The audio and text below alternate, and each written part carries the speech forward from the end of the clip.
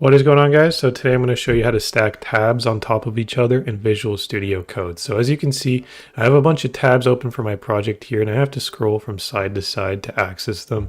Even though this one's pinned here, it doesn't matter, because if I have to go all the way over here, I can't see my pinned tab anymore, which is annoying. So if you want to stack the tabs on top of each other so you don't have to scroll from side to side, you want to go to settings first. So how to go to settings, there's two ways. You can either go to the gear down here on manage and click on settings, or if you don't see that, you can go to file, preferences, settings.